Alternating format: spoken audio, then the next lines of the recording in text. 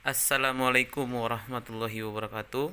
Bertemu lagi bersama Pak Daniel dalam pelajaran PJOK kelas 6 Selasa tanggal 9 Februari 2021 SDN Utan Kayu Utara 07 pagi. Pada kesempatan pagi hari ini, kita akan mempelajari kebugaran jasmani, yaitu bab 7. A. Pola hidup sehat. B. Peregangan otot dan pelemasan sendi.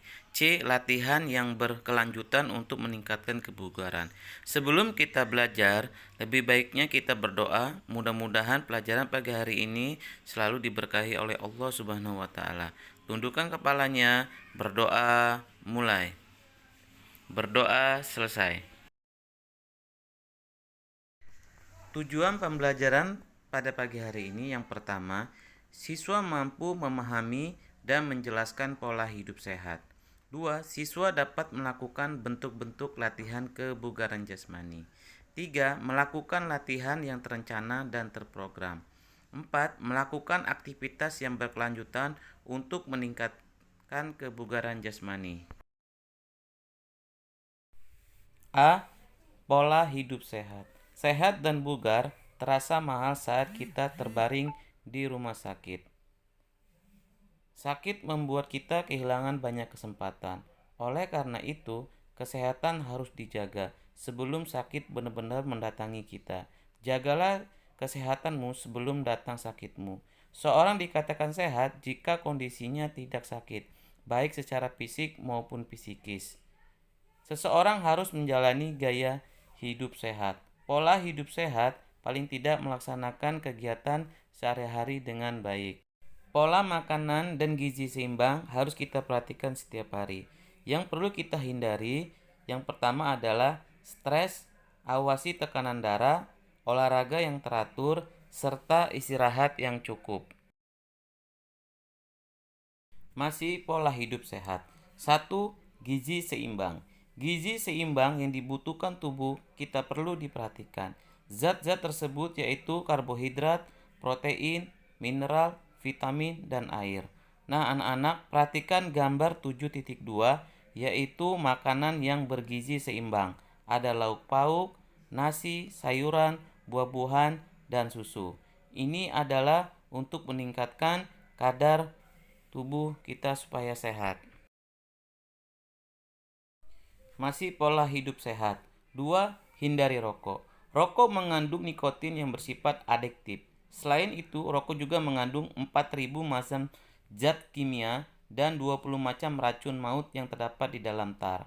Nah, anak-anak, perhatikan gambar 7.2 yaitu gambar dilarang merokok. Kenapa kita dilarang merokok? Karena merokok bisa merusak paru-paru kita. 3. Hindari dan atasi stres. Stres dapat mengganggu kesehatan. Bagaimana cara menghilangkan stres? Yang pertama, 1. Jangan selalu tergantung pada orang lain.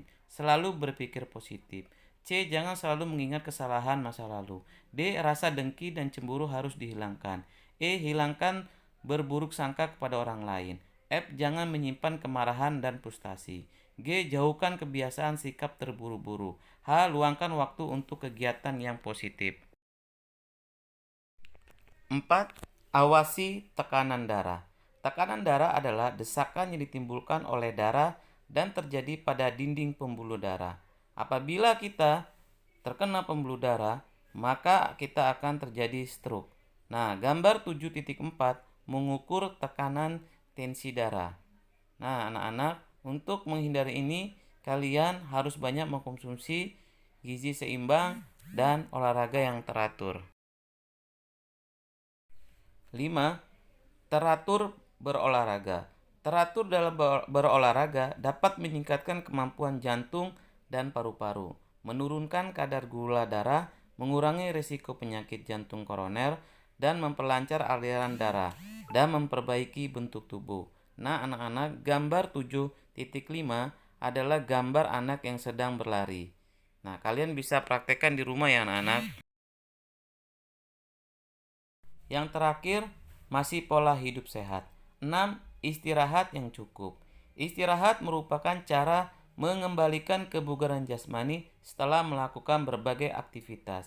Istirahat jenisnya bermacam-macam, dan kebutuhan istirahat setiap orang berbeda-beda. Istirahat yang terbaik adalah tidur.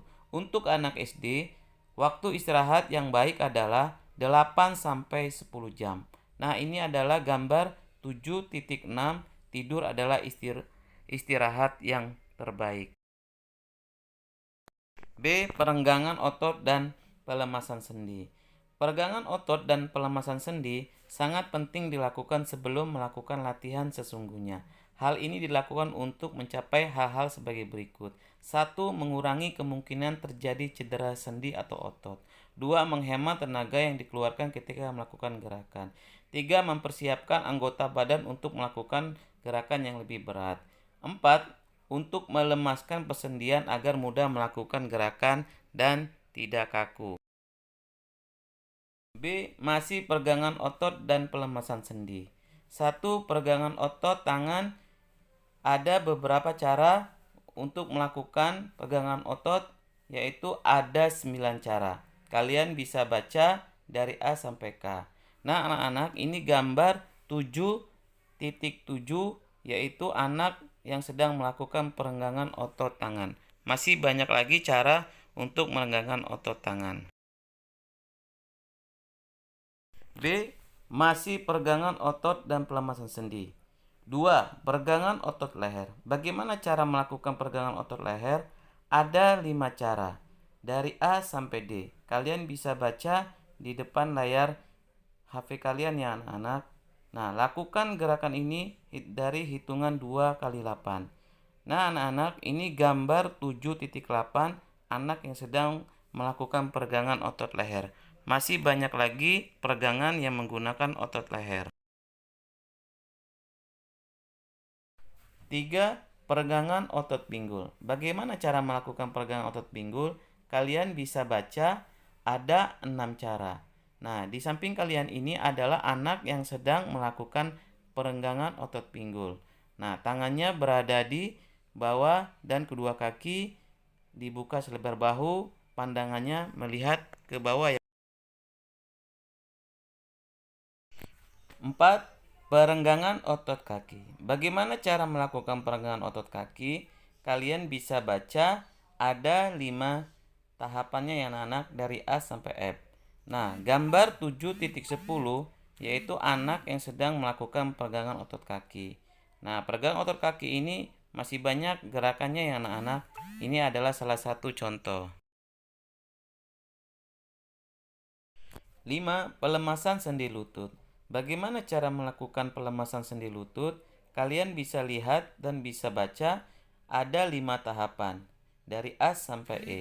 Lakukan selama 2 kali 8 hitungan. Gambar 7.11 yaitu kedua anak sedang melakukan pelemasan sendi lutut. Masih banyak lagi caranya ya anak-anak. 6. Pelemasan sendi bahu. Bagaimana cara melakukan pelemasan sendi bahu? Nah, kalian bisa baca di layar HP kalian ada 5 tahapan dari A sampai E. Lakukan secara berulang-ulang ya anak-anak. Gambar 7.12 adalah pelemasan sendi bahu yang dilakukan oleh 2 orang anak ini. Masih banyak lagi contoh pelemasan sendi bahu ya anak-anak. Yang ketujuh, pelemasan sendi kaki. Bagaimana cara melakukan pelemasan sendi kaki? Kalian bisa baca ada urutannya dari A sampai I. Nah, ini adalah gambar anak yang sedang melakukan pelemasan sendi kaki anak-anak. Kalian perhatikan ujung kakinya.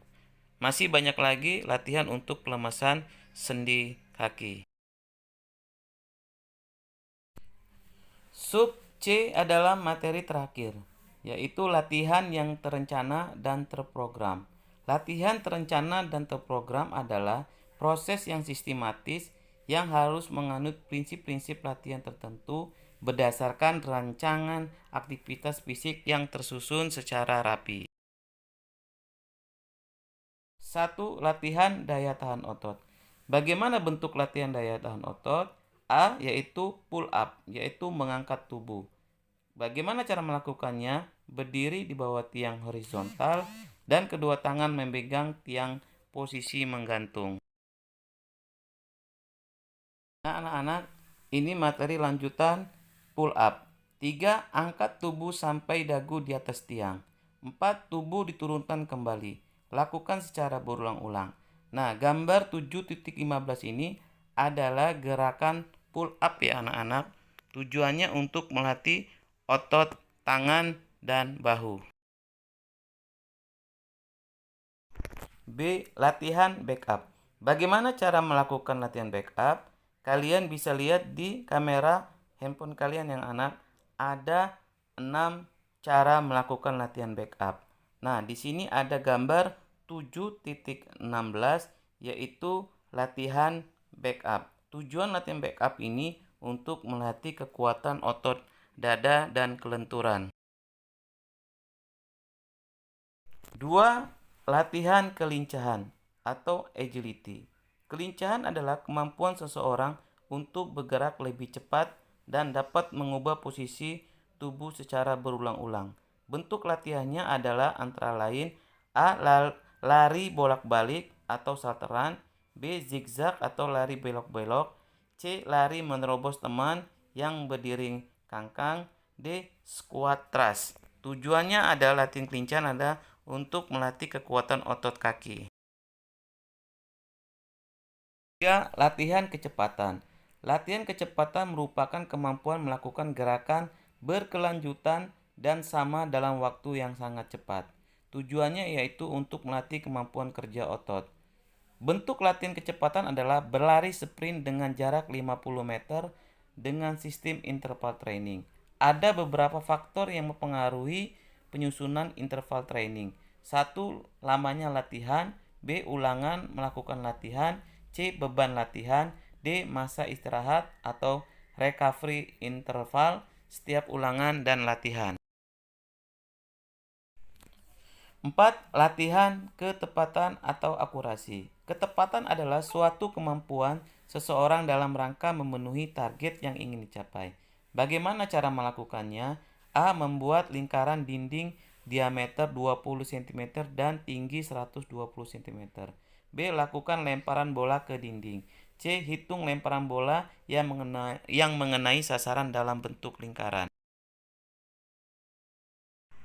Demikianlah penjabaran materi pada pagi hari ini.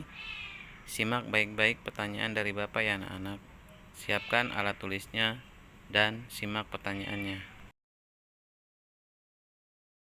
Pertanyaannya 1. Pola hidup sehat dibagi menjadi 6. Sebutkan dan jelaskan secara singkat. 2.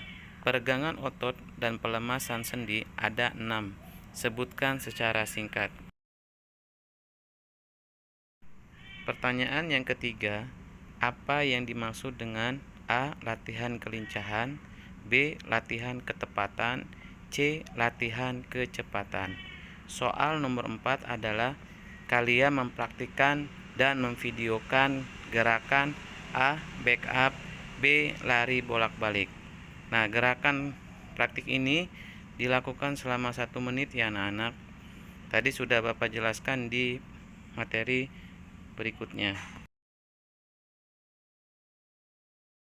Nah anak-anak, untuk tugasnya jangan lupa soalnya ditulis di buku PJOK menggunakan seragam hari Selasa atau olahraga, dan untuk video praktek bisa dibantu oleh kakak, adik, atau orang tua. Tetap semangat, jaga imunitas tubuh, patuhi 4M, lawan COVID-19, salam olahraga. Demikianlah materi pada pagi hari ini. Terima kasih anak-anak sudah menonton video pembelajaran pada pagi hari ini. Bapak ucapkan Assalamualaikum warahmatullahi wabarakatuh. Jangan lupa like and share, komen, dan subscribe.